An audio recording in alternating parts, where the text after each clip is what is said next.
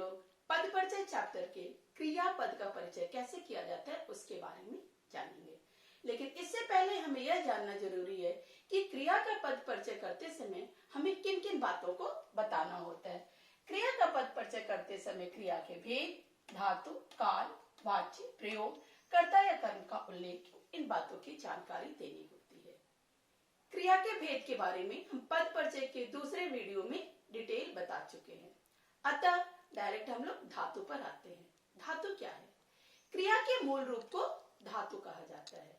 मूल रूप को कैसे पहचाने हम? क्रिया का जो मूल रूप है वह तू सर्वनाम के साथ प्रयोग होता है। जो क्रिया की धातु है वह तू सर्वनाम के साथ प्रयुक्त होता है, जैसे तू खा, तू पढ़, तू लिख आदि। अब क्रिया का सामान्य रूप कैसे बनता है?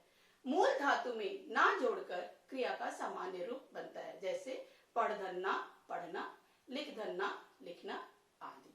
और अब धातु के बाद हम लोग जानते हैं काल। काल क्या है? क्रिया के जिस रूप से क्रिया के होने के समय की जानकारी मिलती है उसे काल कहते हैं। काल के मुख्य 3 भेद हैं: भूतकाल, वर्तमान काल और भविष्यत काल। भूतकाल क्या है? क्रिया के जिस रूप से बीते हुए समय की जानकारी मिलती है उसे भूतकाल कहते हैं।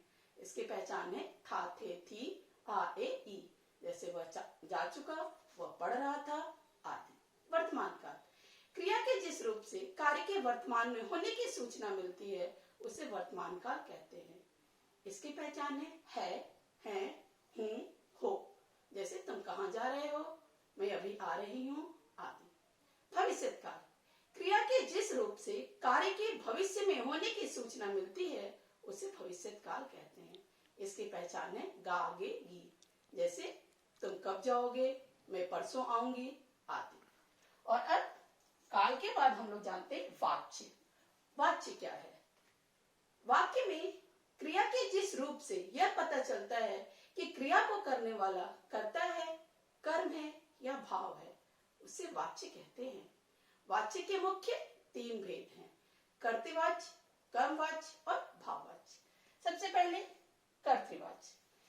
बेटा, हम जब किसी भी शब्द का या किसी भी टॉपिक का परिभाषा जानते हैं तो यदि हम उस शब्द के अर्थ पर ध्यान दें तो हमें परिभाषा अपने आप ही समझ में आ जाएगा। जैसे कर्तृवाच्य, नाम से ही पता चल रहा है कर्ता। तो जहां पर वाच्य बिंदु कर्ता होता है, जहां पर कर्ता की प्रधानता होती है, उसे कर्तृवाच्य कहते हैं। कर्तृवाच्य में सकर्मक और अकर्मक दोनों ही क्रियाओं का प्रयोग होता है। कर्मवाच्य, यही भी नाम से पता चल रहा है कि जहां पर वाच्य बिंदु कर्ता न होकर कर्म होता है उसे कर्मवाच्य कहते हैं। कर्मवाच्य में सिर्फ सकर्मक क्रियाओं का प्रयोग होता है।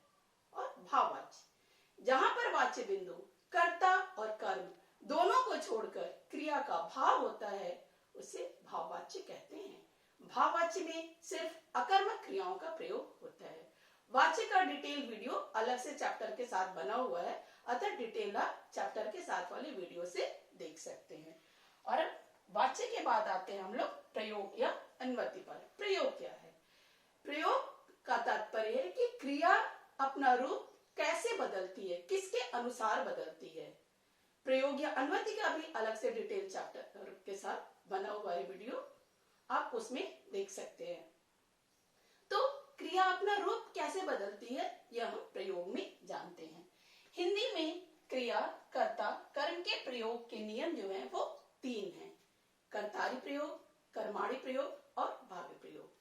ये भी आप नाम से ही समझ सकते हैं। कर्तारी प्रयोग अर्थात जब क्रिया कर्ता के अनुसार अपना रूप परिवर्तित करती है उसे कर्तारी प्रयोग कहते हैं। कर्माणी प्रयोग, जब क्रिया कर्म के अनुसार अपना रूप परिवर्तित करती है उसे कर्माणी प्रयोग कहते हैं।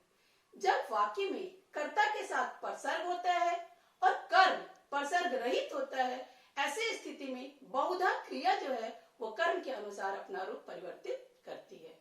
और भावे प्रयोग, जब क्रिया कर्ता और कर्म दोनों को छोड़कर भाव के अनुसार अपना रूप परिवर्तित करती है उसे भावे प्रयोग कहते हैं। और अब हम लोग जानते हैं उदाहरण के द्वारा कि कैसे हम लोग क्रिया का पद परिचय करेंगे। तो माता जी कमरे में सोई हैं। पहले इसमें हम पहचानेंगे कि क्रिया क्या है। तो सोई है क्रिया है। अब हम लोग को यह जानना है कि सोई है में कौन कौन सा व्याकरणिक प्राकार्य है। तो सोई है अकर्मक क्रिया है, सोना, जगना, उठना, उड़ना, यह सब अकर्मक क्रिया है। तो सोई है अकर्मक क्रिया है। आदरार्थ बहुवचन है का प्रयोग हुआ है बहुवचन के साथ प्रयोग होता है, किंतु आदर देने के लिए एक वचन के साथ भी है का प्रयोग होता है। अतः यहाँ पर जो है का प्रयोग हुआ है वह आदर देने के लिए हुआ है। तो आदरार्थ बहुवचन, वर्तमान काल, कर्तृवाच्य, माता जी इसमें कर्ता है, कर्ता की प्रधानता अतः कर्तृवाच्य है। दूसरा उदाहरण देखते हैं। उसने पुस्तकें खरीदी। पहले क्रिया पहचानेंगे, खरीदी क्रिया है। अब खरीदी में कौन कौन सा व्याकरणिक प्रकार्य है।